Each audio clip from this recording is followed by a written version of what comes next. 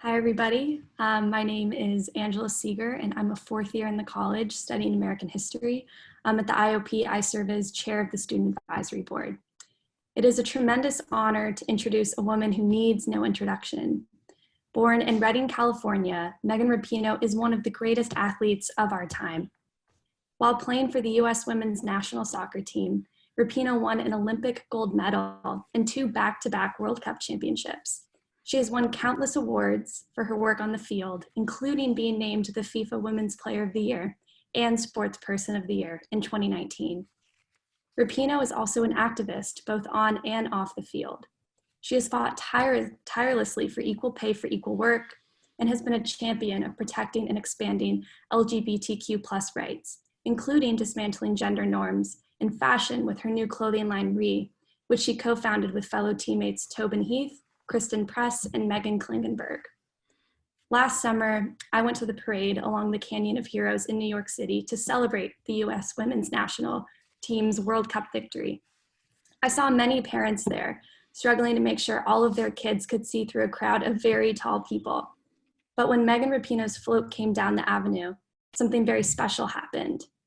Strangers from all walks of life offered to hold those kids on their shoulders so that they could see Megan Rapinoe do her infamous pose. And let me tell you, as someone who lives in New York City, kindness from strangers on the street is somewhat rare. But that's what Megan Rapinoe does. She brings us together, and she brings out our kindness. Without further ado, please enjoy this live streaming of the Axe Files with Megan Rapinoe and David Axelrod.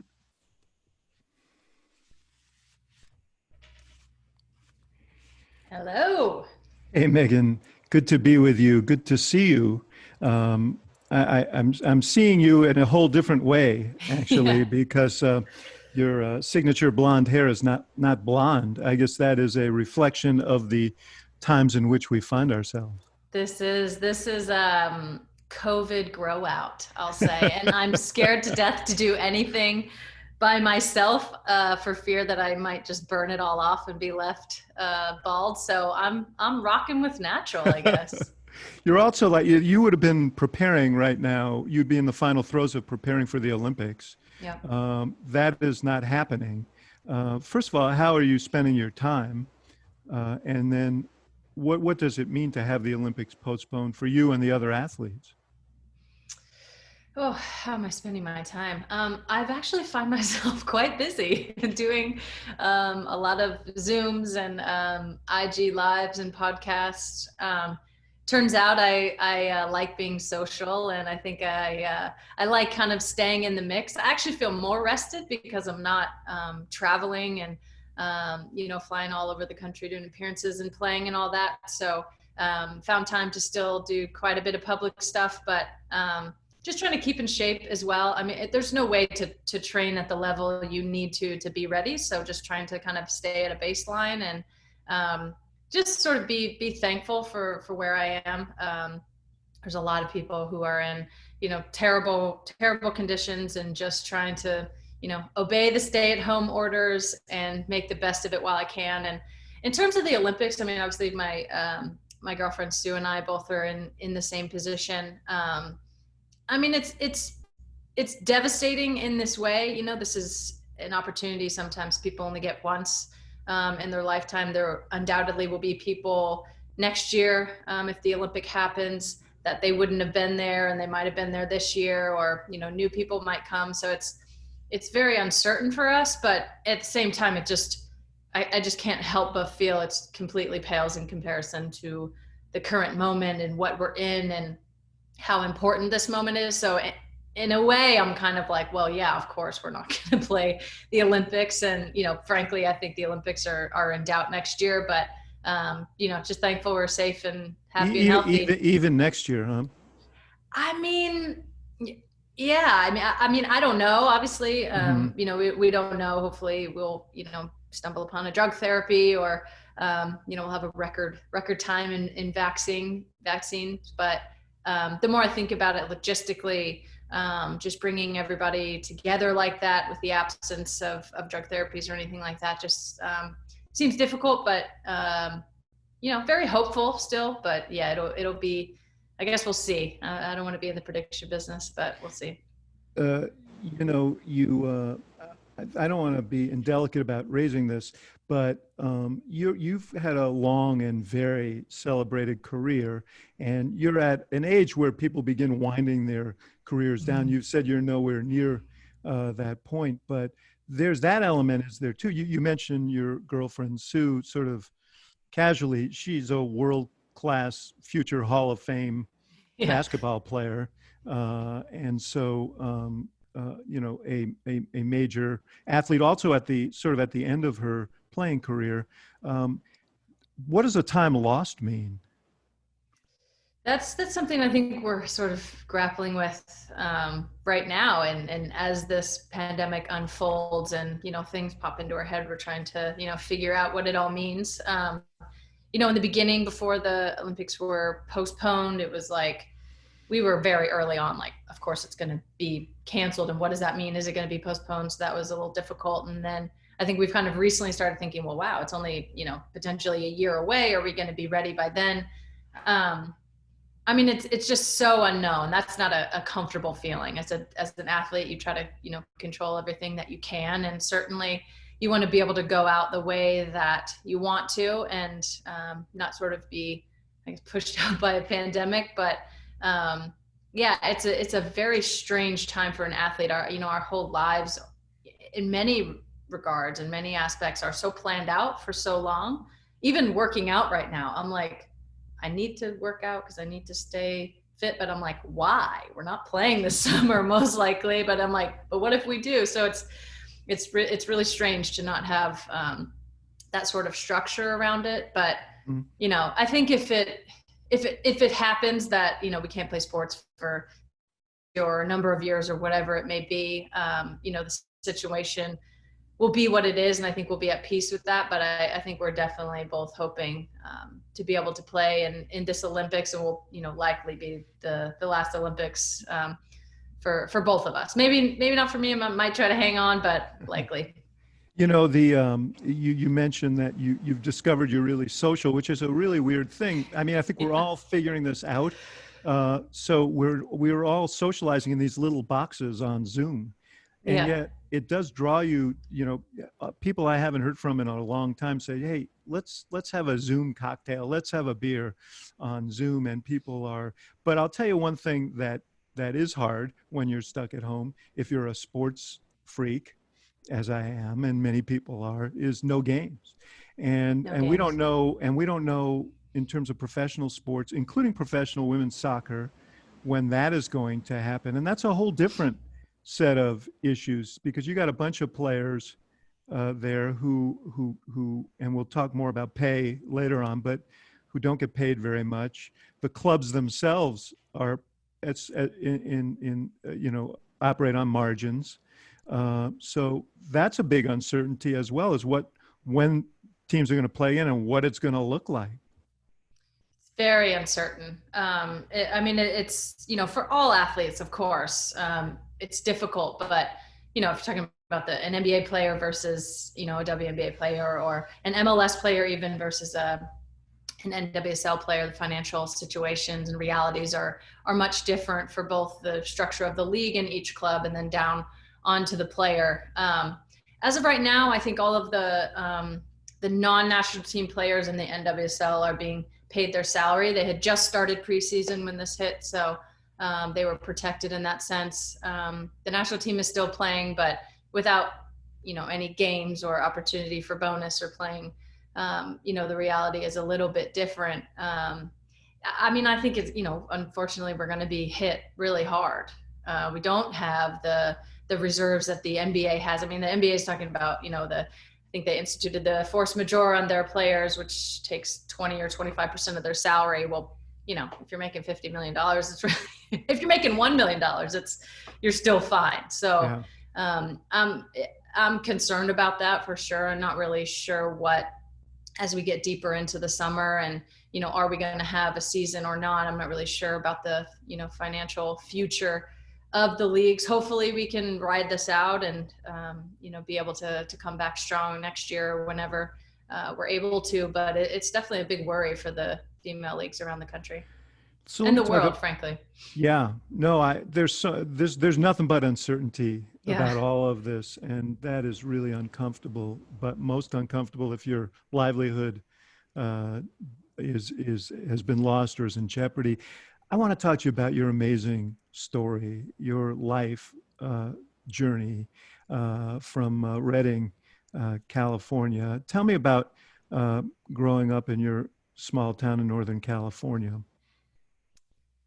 You know, it's funny. I never thought about it ever until, I left it and out of college and even quite a bit out of college. It seemed, totally normal to me. And I think by all, standards is pretty normal. Grew up in a great family. I'm a twin and we're the youngest of six kids. So there was plenty happening in the household. Both my parents, blue collar workers. My dad works in construction. My mom's a waitress. They grew up, driving us all over the North State and in California, just in general, playing soccer. But I didn't really realize until after, and I became, much more liberal and realized, oh, I didn't grow up in a blue area or in a blue family per se, but all the same sort of values of treating one another fairly and taking care of one another and sort of shirt off your back kind of values. That's how I grew up. So I think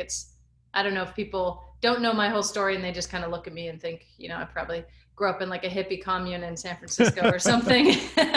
But turns out I grew up, in Trump country. Yeah. Well, yeah, actually, I think your town voted overwhelmingly for him. Overwhelmingly, yes. Yeah. Yes, definitely. But you mentioned that your folks drove you all over Northern California. You didn't play. You played basketball.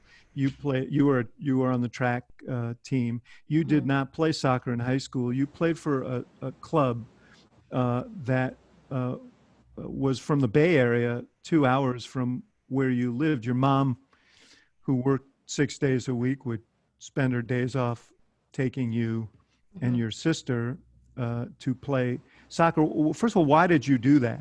Why didn't you play for your school? Why did you join this club? And secondly, how hard was it for you as someone who wasn't affluent, who didn't come from a well-to-do family, which probably wasn't the norm on the club team that you played on?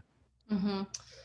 Yeah, I mean, we ended up going to Sacramento and playing on that team out of Elk Grove because there was no, competitive team at that level in our town. So earlier on, when we were maybe 10 and 11, there was, different teams that came about and we played competitively, which allowed us to go and be seen in Sacramento and beyond. But kind of once everyone was getting into high school, the other players on the team weren't going to continue on playing soccer. So that's why we, eventually went and played in Sacramento. It was really the only option to play at the highest level for us. And then it's interesting. It's almost like, we lived in Reading and, coming out of Reading, I always claim it. And we have this soccer star coming out of Reading, but we never really played there very often.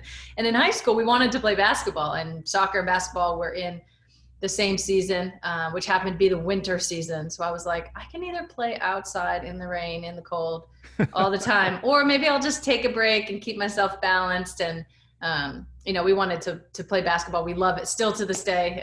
We both love it. So that was kind of the choice there to get out and do a little something different. Your brother, Brian, it was 5 years older than you. And you've credited him with introducing you to soccer, you and your sister Rachel to soccer. But his life took a different turn than yours, and that's obviously been impactful on you. What happened with him? I mean, it's hard to say. I mean, I think what happens with, probably 99% of people that get mixed up with drugs or opioids eventually and heroin eventually. I think he was, a popular kid in school. He wasn't withdrawn or depressed or anything. He was very social. And I think it started off as a social thing for him, but, quickly, probably whereas most kids, try it through school, whatever, he got caught at school with drugs and with paraphernalia. So immediately sort of put into the system. And then from there, he just, kept using drugs and kept getting caught. And, eventually out of juvenile and into county and then into the state prisons and then eventually into federal prisons. And really a lifelong struggle for him with What about for heroin. you? What about for you? He was a role model for you.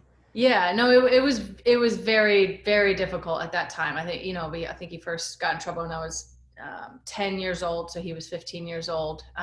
Not really understanding quite what totally was going on, but my parents always told us in very frank terms what was happening. So I'm very thankful for that. It was never something that was kind of kept secret. I mean, it was so hard to not only see your brother who you look up to, and still to this day, I love him so much. And I'm so thankful that we had, the relationship that we had and that we still have. But going through that as such a young kid and seeing your parents upset and then seeing him in and out of prison and going through all the sort of high school years of being angry with him and pissed at him, why can't you just, stop, or you're hurting us? And then, understanding more about addiction and, particularly, opioid addiction and heroin addiction, how difficult that is. And, how the disease just grabs you. And then later in life, understanding more so the criminal justice system. All that. And now it's did he get did he get treatment? Did he have the opportunity for treatment? I mean, there was bouts of treatment, yeah, in different, in different areas or different stints that he had. But it was more so on the context of, do this and then you won't go to prison. But it's, that's not really, the most effective way, I don't think, to keep people from using drugs, is to threatening them to go to prison or to send them to prison for long periods of time, which I actually feel like, once he was in prison, he got caught up in a lot of other things that really shaped the rest of his life in a lot of ways. Yeah, you've been outspoken lately. This debate has come to the fore. We also have this tragedy right now of people who are in prison who don't necessarily have to be in prison, who are now more exposed to the COVID-19 virus. But you've been outspoken on this prison reform issue, obviously informed by his experience. Had he been diverted to therapy and treatment rather than prison, his life might have taken a different path. I believe it would have. Yeah, I really do. I mean, someone who's 15, 16 years old, even into his early 20s, to have his route, instead of go through intense, therapy, and maybe that means a trade school, but therapy along the way and counseling and help, to be thrown into, a federal prison system, to be, in Susanville or Pelican Bay or whatever it may be, for really the problem at the root of it is drugs. It just makes no sense to me. First of all, our streets are being, filled to the max with pills. I mean, we're seeing it all now, obviously, with the opioid companies and the prescription drugs, and just how devastating that was, and how much knowledge these drug companies had that A, it was addictive, and B, exactly what they were doing. They were pumping, the famous town in, West Virginia that had, 30,000 pills per person or whatever it was. So there's that all happening at the same time. And then, you're putting someone into federal prison system at such a young age. And when they get out, what kind of job are they supposed to get? You can't get a job if you have a felony. No one wants to hire you. You're, sort of now the gap between the life skills is increasing for you. And so now, it's really difficult. The easiest thing is to, go back into prison, and then that's the people that and you're really just kind of in this loop that it's really difficult to get out. Yeah, and then our prison systems are packed full of people who really just have drug issues. They're not violent criminals, and it's just it's obviously a very complicated issue. We go on for hours about it, but it's just so sad to see how many people have been caught up in it. And I think a lot of people's perception of it is that drug addicts are bad people, and that bad people do bad things, and that's just not the reality of it at all. You were in the crowd in 1999 when the women's national team beat Brazil in the World Cup semifinal at Stanford in your neck of the woods. When you were sitting there watching Mia Hamm and the rest of that team, did you say to yourself, I'm going to be that person someday? I think I probably thought I really want to be that person. I'm not sure I quite understood the path, or that there was a path. I'm not sure there totally was a path for me then. I think I was, 13 or 14. But I definitely remember being like, this is the most incredible live thing I've ever been to. And just seeing, not only the passion on the field, but with all of the spectators, and wondering, I think to myself, is this something I certainly want to do it? This looks like the most amazing performance I could ever be a part of. But is there a way forward to that? I think I was probably still a little shy to even be thinking that at that point. Now, your sister was a player too. You're twins. She never achieved exactly the same level of success as you did. She did well. You guys went to college together and so on. Was that ever a source of tension between the two of you? I don't feel like it really was. She was far better at basically everything than me until like midway through junior year in high school. And then it kind of like switched a little bit, but we both, went and played soccer at the University of Portland on a full ride scholarship. So we were both accomplished in our own right. But I think because, we were, she was so much better for all those years. And then we kind of like evened out, and, I pulled ahead after college. It was never this competitiveness against each other. I think we've always been each other's biggest fans, and wanting the best for each other. And I think it was clear that my passion really was in sports and in soccer, and her passion wasn't quite there for it like it was with mine. One of the things that happened at the University of Portland is you both came out to each other, I guess. And so tell me about that, and tell me about the experience of going back and talking to your folks about that. It was interesting because we actually went to school in different semesters. I took the first semester off, so it would have been like the fall semester, to play in a youth world championship. So Rach went ahead to college. I got there in the January semester. And so we both kind of came to it on our own, and then sort of figured out that it was happening at the same time and kind of talked about it. I think in an effort to make it better for Rachel, but in hindsight, this probably wasn't my place, I actually outed both Rachel and I at the same time to my mom. And she was like, that is not your thing to tell. And I was like, I know, but I thought we could just maybe bring it all together. I thought they were like, going to be totally fine about it. Took them a little bit to adjust, but overall they're fine now. It was, I read that you talked a little bit about that conversation, and you told your mom, I know this is an adjustment. That you I think you were you used the word grieving in there, and that was interesting to me, that you were thinking about how she would process all of this, and how did she receive that when you said that? I think that might have come a little bit later. My mom and I are very similar. We're both very fiery. So in the moment, I think I was like, well, first of all, shocked that she didn't already know. I was like, this cannot be coming as a surprise to you. Because when I first figured out, I was like, oh my God, I'm embarrassed that it took me this long. But then I think, as the months kind of, traveled on, I began to understand that, as a parent, you would have your hopes and your dreams for your children. It doesn't mean that you can't have those, but the picture will change a little bit. And so I think in the beginning, I was like, you're gonna, be on board with this, or like hell or high water, you're out of here.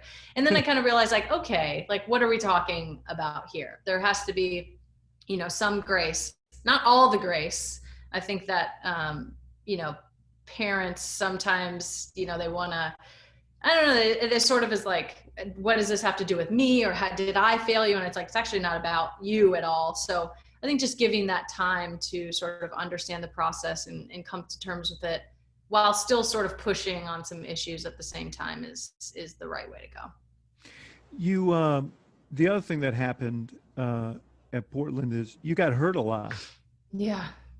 You blew out your knee not once but twice, and that was a long convalescence. And how'd you keep from getting discouraged? How'd you keep from saying, well, maybe this isn't going to happen for me? Yeah, I had to have a big dose of humility for myself. I think I went in as a freshman, played well as a freshman. I thought, oh wow, I'm pretty good. I'm feeling pretty good about myself here. And then it happened, I think, 5 or 10 games into my sophomore year. So basically all my sophomore year and junior year were out. So I think with the first one, I was like, I'm going to get back as soon as possible. And this isn't going to keep me down. And, I'm going to do things my way, yada, yada. And then the second one hit and I was like, oh, okay. Yep. I'm not in charge here. So I just kind of need to, give myself over to the process. And throughout it all, I never doubted my love for soccer or that I wanted to come back to it. And so I think through that, I realized, like, just be patient and give yourself the time you need to heal, because you can't speed it up. Like, you can't speed up the healing process. You can only, work with it and sort of react to it. But the love and the passion was always there. I mean, it was difficult not being able to do, what I was thinking I'm going to college for, obviously getting my education, but really I was focused on the soccer. I think it tested me in those moments, but it also made me so grateful for what I had and the opportunity that I had. And then once I was able to get back on the field with that sort of extra sense of humility and like this could be taken away at any moment, I feel like it made me a better person and a better player. In that freshman year, I think you guys won the championship. Mm-hmm. And you were undefeated, and you were a big part of that.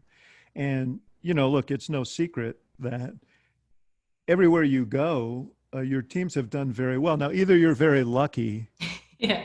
or you're very good. And there are a lot of very good, you're obviously a gifted athlete. There are a lot of great athletes, though. But there is an element that separates sort of the people who perform at the highest level that seem more mental than physical. And I'm wondering if you've given thought to that and what it is about your makeup that has contributed so much to your success. Yeah, a lot, especially as I've gotten older, I think, as you're not as spry as you once, as you once were. I've learned that. Yes. Yes. You're just starting to learn that.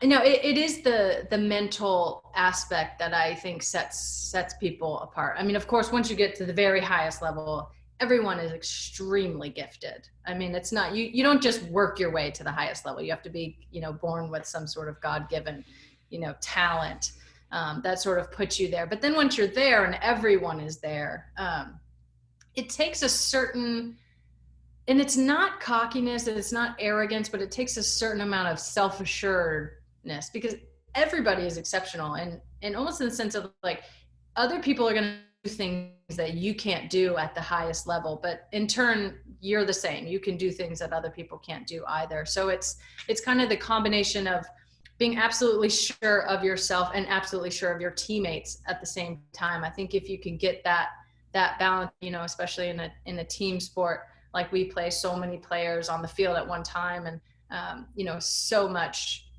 synchronization needs to happen. I think if you can equally trust yourself and trust your teammates and trust in your ability and their ability, then you really get to the special thing that makes teams great. Because you can have all the greatest players that you want, but if they're not working together as a team, you never get to that higher level of play or being as a group. ESPN is running this series about the Bulls, which is close to my heart because I'm a Chicagoan. And I was there for those 13 years of Michael Jordan. Mm-hmm. And it is absolutely true that when he was on the court, you just thought, well, we're not going to lose. He won't let us lose. Yeah. And he in turn has said, well, when the game is on the line, it kind of slows down for me and I see things really well. And it seems to me there's a difference between all the players are great, but the player who sort of wants to take control of the game at the time, Bill Walton, I did a podcast with him, which was a trip and a half. Yeah. But he said, hey, I loved that. That was fun. When the game was on the line, he said, for me, that was fun. For a lot of guys in basketball, or gals, I guess, there's hey, don't pass to me right now. Mm-hmm. I don't necessarily want to take that shot.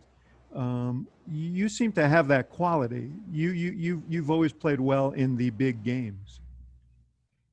I mean, I love the big games. I would trade all of practice and everything, and put me in like the most pressure cooker moment every time. And it's not really about the pressure. I feel like it's all kind of a grand performance. And I see myself in a lot of ways as an entertainer and as a performer in this way. And so you go out and you have the crowd is involved, and the pressure is involved, and the other team is involved, and your team is involved, and maybe there's a championship on the line or whatever. And I like all of those elements kind of interplaying with each other. I think watching the documentary, you see that with Michael as well. He liked it all. He wanted all of those moments. And it was like, I think he had probably gone through in his mind, if I miss the shot, I miss it, I'll take the next one. But sort of being comfortable with that failure gives you the opportunity to succeed. You haven't failed very much. You did, you've been on losing teams, the Olympic team. You lost one, or the World Cup team, I guess I should say. Mm-hmm. And how do you process that, losing? I mean, I feel like I'm very realistic with it. Almost how I approach injuries. Like, if I get injured, it's not really much I can control. I can go back and sort of look at, kind of an autopsy of what happened and get stronger in certain areas and hopefully prevent it. But I mean, if you play the game long enough, and hopefully you're successful enough, you get in enough of those positions, you would be extremely lucky to win them all. And sometimes the other team just honestly plays better. I look back at, Japan winning the World Cup in 2011. And then you take a bigger look at it, the whole story. The tsunami had hit the year before, the sort of national rallying cry that they had, and, them coming back and winning in the late moments. It's still heartbreaking. I still feel like we should have won that, but I don't know. It's kind of like, what are you going to do? Like, you can't go back. It should happen. You're not going to rewind history. So I try to take, all of the good with the losses, and just think like, wow, I've had an opportunity to play in 3 straight World Cup finals, and I've played, I've never won an NWSL championship, but I've played in 2 finals, and we had 2 amazing seasons. And, just try to learn from all of that. But it's like, it's all kind of part of it. I don't get too stuck on the losses. I feel that I'm very fortunate to be able to play it on all these championship teams. You say you think of it as entertaining. You've talked about this. Your flamboyance is kind of a signature. I mean, not very many people have a signature crowd move named after them, like the Rapinoe. As you do, and you've said that people react differently to women athletes who are flamboyant, who play to the crowd, than they do to male athletes who do the same.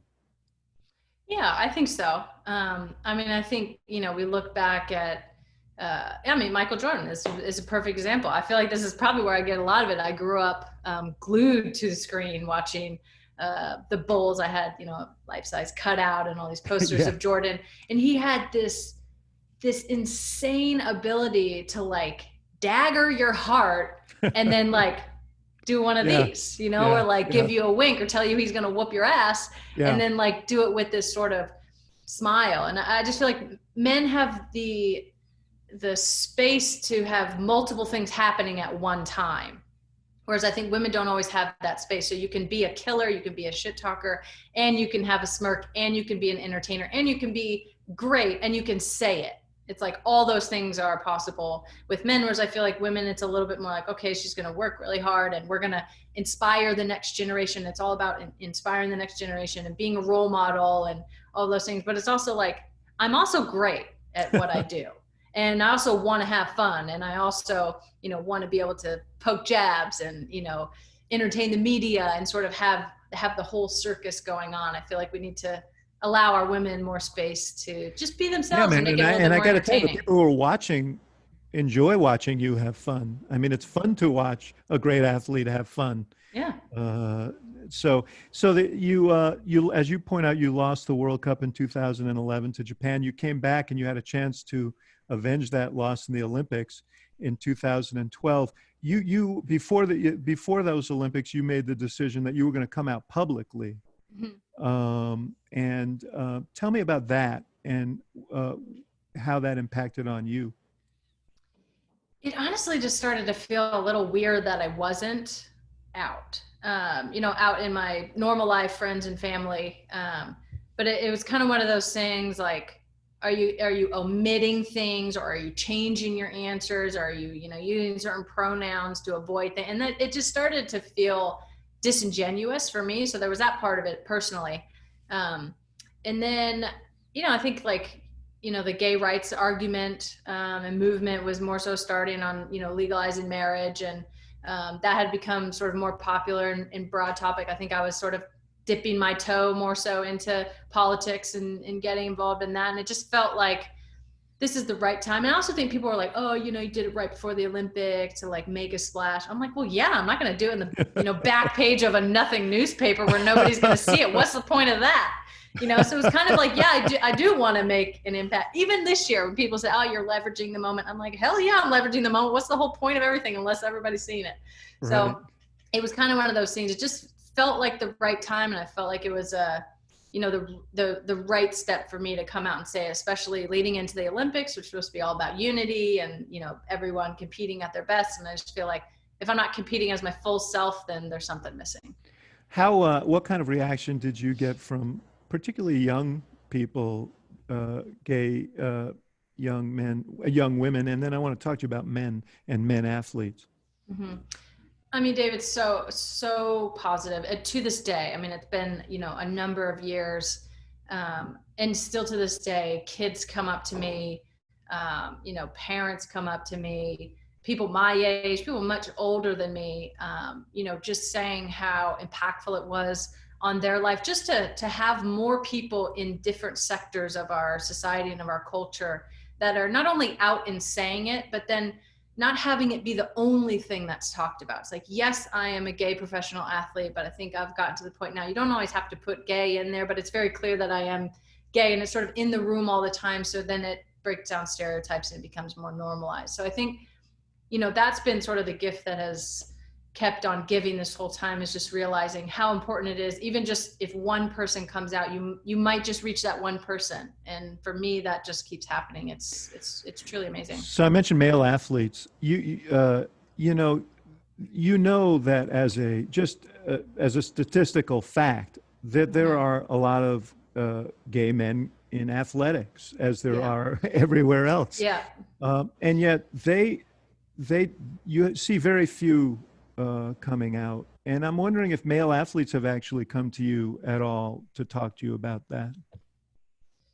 Oh, not that I can think of that aren't out yet. I mean, it's a very complicated issue. I think a lot of people focus on the fact that no male athletes are out, and they say, they need to come forward and show that bravery. But for me, I think that the organizations and the teams and the leagues and, the sort of structures around it clearly aren't making it so that those players feel safe. It's like Michael Sam came out in the NFL and he just didn't have a team anymore. Now we can debate the merits of whether he was good enough to play, but I think that sends a pretty strong signal to other players, and whether that's, not just locker room talk, but from an institutional standpoint in some of these teams, I don't think they're really going above and beyond to make it clear to not only the players, but to the media and the staff and all of the players in the locker room and everyone in the organization, that you will be safe and you will be protected, and we will stand with you when you do this. Not like, okay, when you come out, now we'll show the resources.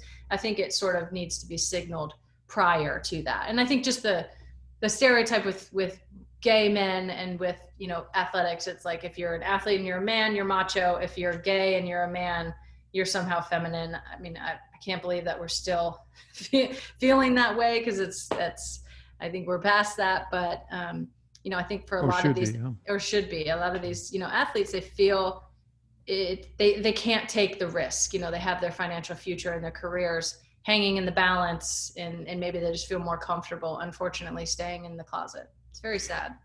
You spent a couple of years playing in France. The professional league folded after the Olympics in 2012. You didn't have a team to come back to. You got an offer from the best team in France. You spent a couple of years living there.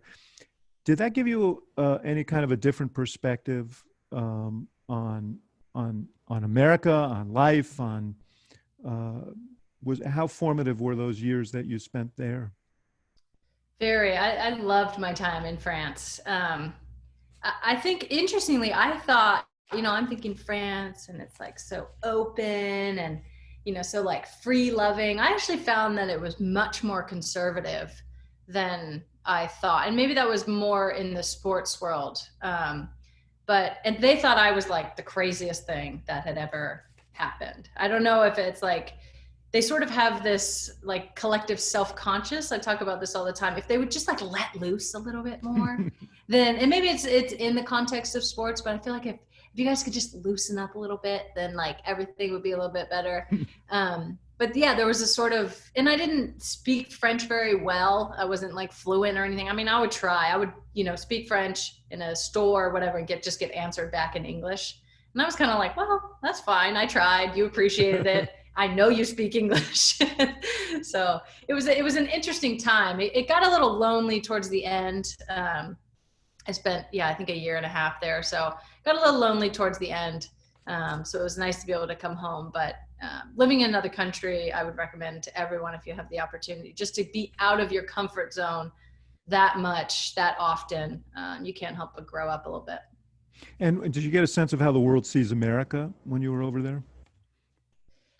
Yeah, I think so. I mean, they think we're loud and they think we're sort of arrogant. And I was like, well, you're not totally wrong. But I think there's much more permission to be yourself here and to be different here. I think that we, allow ourselves that freedom a little bit more.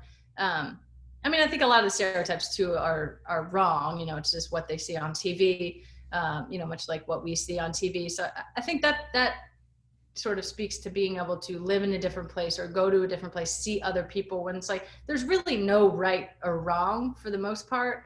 It's just, different cultures and what people are comfortable with, and anything we see as different is just sort of automatically kind of brushed up against.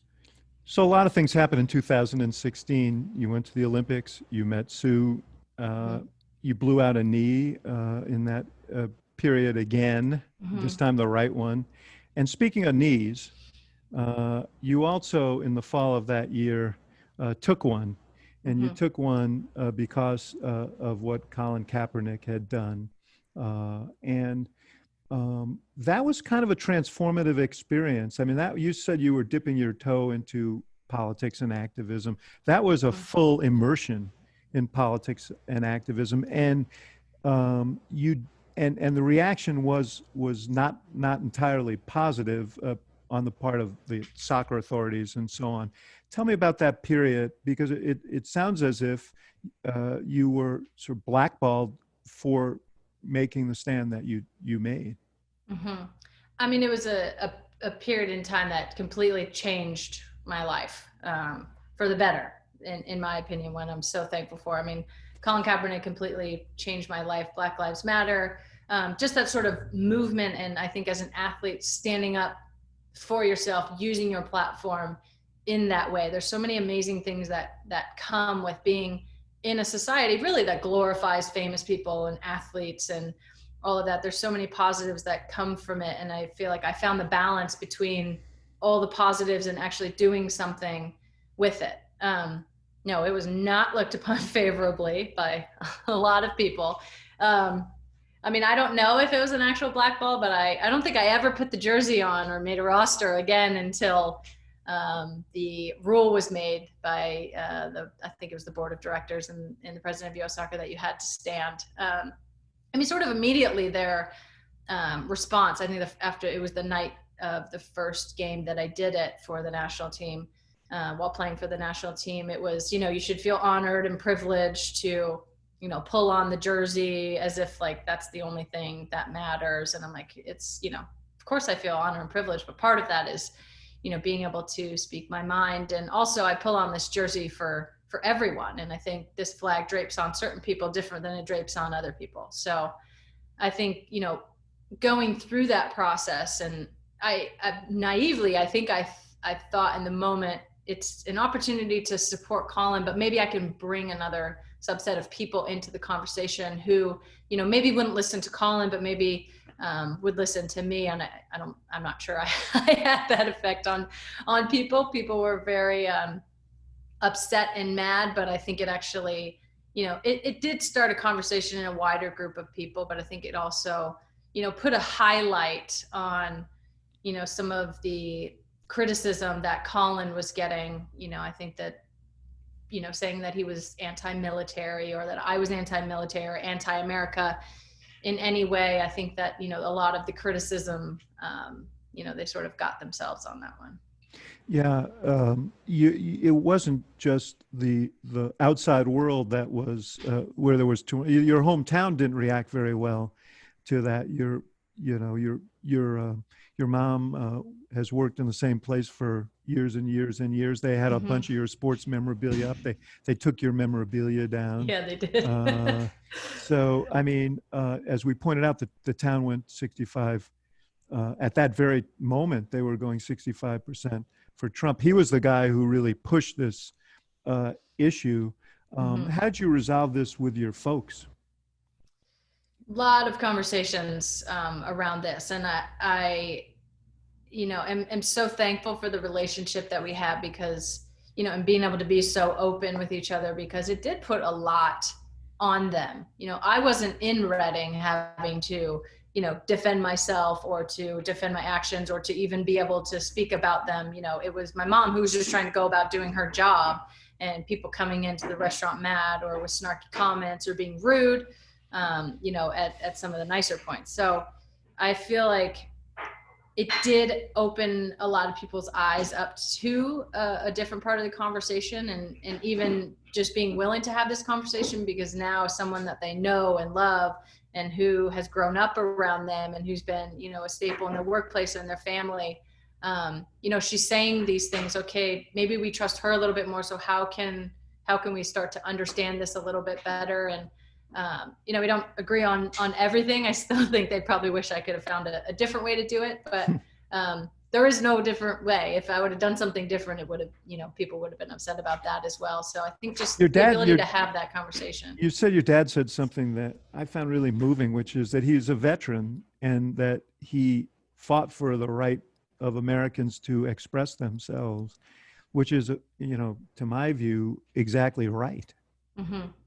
Yeah, I mean, that was something that I still feel strongly, to this day. It was never obviously an anti-military, but we have to give people the option and the ability, and to safeguard them when they want to speak their mind, especially if they're, speaking their mind for a subset of people who have historically been, discriminated against. And I don't think anyone can deny, the racial injustice and, disparities that have been put on people in this country. So we're seeing some of them in real time right now, in terms of who has been most deeply affected by COVID.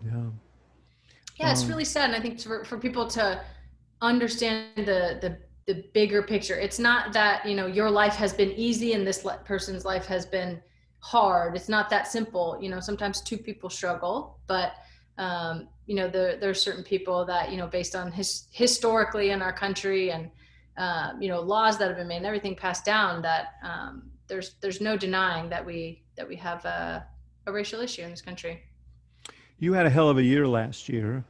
You guys won the World Cup.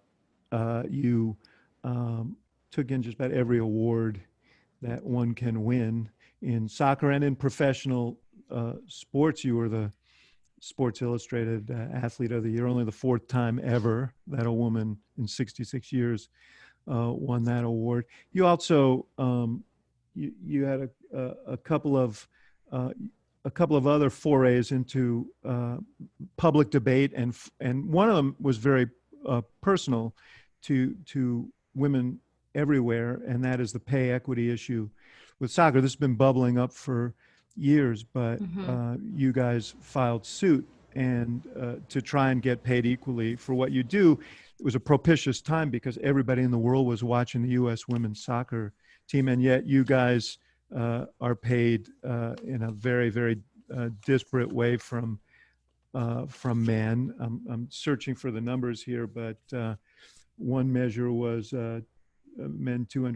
professional men 263,000 for 20 exhibition matches a year, women 99,000, and there are a series of measures like this. And the U.S. Soccer, in response, issued a really offensive legal brief in which they talked about women being essentially not the physical equal of men, and a whole bunch of pejoratives. That must have riled the hell out of you. It's been riling the hell out of us. I think I know this is an ongoing saga. Yeah, I think something interesting about, those horrible comments, that might have been the first time that the public had heard those comments, or that we had, seen those comments, directly related to the lawsuit in a legal brief. But if not the exact words, certainly the exact sentiment is what we have been feeling all along. I think it shows up in our paychecks. I think it shows up in our mediations. I think it shows up in our bargaining sessions that we go through, and just sort of the general dialogue and discourse that happens between the women's national team and the federation. So for them to take what I thought was another big step forward, I'm like, you're actually using this as an argument in the public. Like, this is going to be public, people are going to see this, was so disappointing. I mean, this is an organization charged with, the development of soccer in the country for everybody. And so to signal to not only the boys that they are just innately better, but to the girls that they're innately lesser, was just, it was stupid, first of all.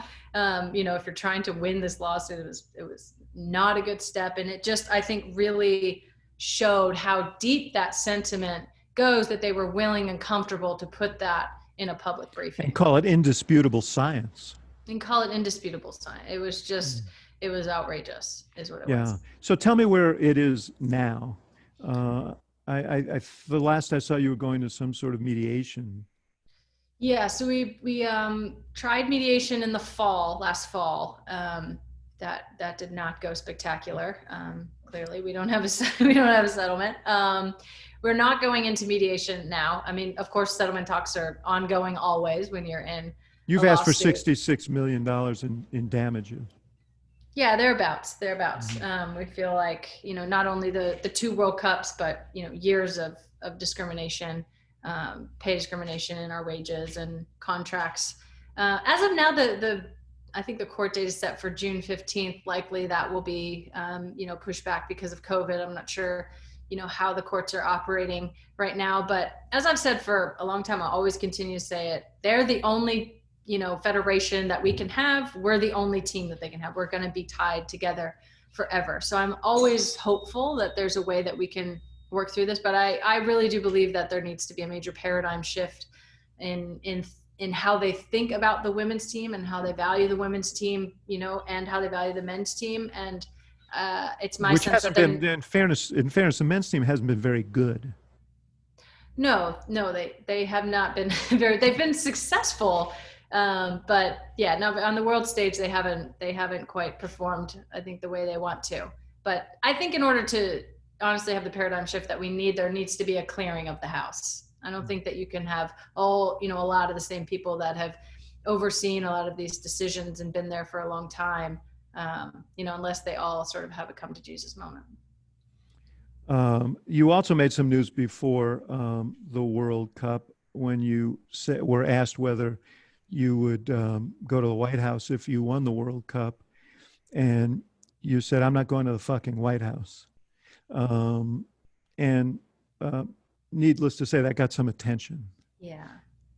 Got picked up. It did, including by the president himself, who, despite his, thick skin, felt the need to respond to that. And he said, stop talking and win, which you went out and did. Mm-hmm. Was there any, how did your team react when you said that?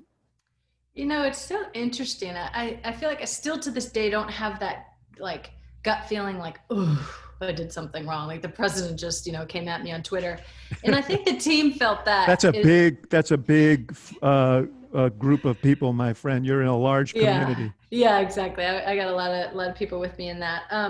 I think because, of the lack of seriousness that he takes with the presidency and, with his words, I think everyone was like, oh my gosh, this is insane. Like the president is coming at you. But I think because I didn't have that like sinking feeling, I think the team sort of took the signal from me, and it almost sort of brought us together closer. Everyone was like, oh my God, you're taking down the president. This is insane. He's having like a total meltdown on Twitter about you.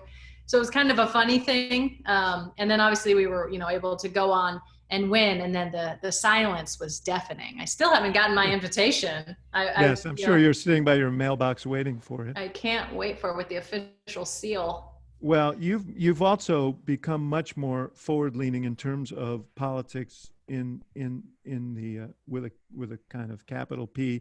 You endorsed Elizabeth Warren for president. Tell me why you endorsed her, and I know you're doing a thing with Vice President Biden maybe in a few minutes here. Yeah, right after this. Tell me about your evolution here. I think that's a perfect way to put it. It has been an evolution. I think as I've, sort of waged more into this sort of political landscape, I really enjoy it and I like it. I'm interested in politics. I think that, getting younger people to understand that whether you're engaging with politics or not, it's engaging with you. Yeah. So you might as well get involved. Yes. I mean, we're seeing that firsthand now, how important is not only the president, but, everyone in his cabinet, and we're seeing the governors and the mayors and the local official, everybody, I think, is really starting to understand just how important government is and how I hope people see that we have the ability to shape it. And so I think part of why I'm just interested personally, I want to understand it better, but I also want people my age and people like me who I think tend to say, I don't want to make it political. I'm like, well, that's not even a question. It is political. Whether you walk on the street and, hit a stop sign or, you don't have healthcare, whatever it is. I want younger people to understand that it's engaging with you. So like, how do we make it cool? How do we make it interesting? And I think for me as someone who has a platform, how do I, engage in it? And how do I at least lend that platform, whether that be a candidate or groups or whatever it is, to get more people involved. And with Elizabeth Warren, I loved her policies. I thought they were great. I think that she's proven to be very deft in the political landscape with the Obama administration and all her work on the consumer protections bill and how she looks out for people. I think she has this really sort of genuine, smart, but she's such a bulldog.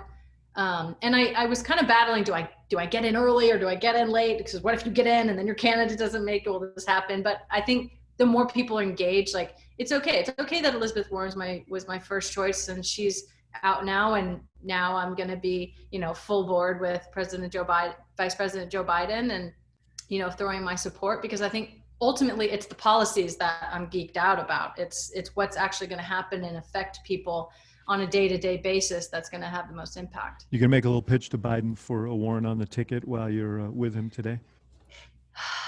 I might make a pitch for myself. Yeah. Well, what about, hey, no, what about that? You're almost the appropriate age. Hey, yeah, I know. I gotta ask you about that, because I'm sitting here and I'm listening to you, and I worked on 150 campaigns, and so when I hear someone who is as powerful as you are in expressing yourself and as passionate about bringing about change, it's a natural question. I mean, I know you're going to play until your mid 40s based on what I see, but is that something that you'd ever even consider? I don't know.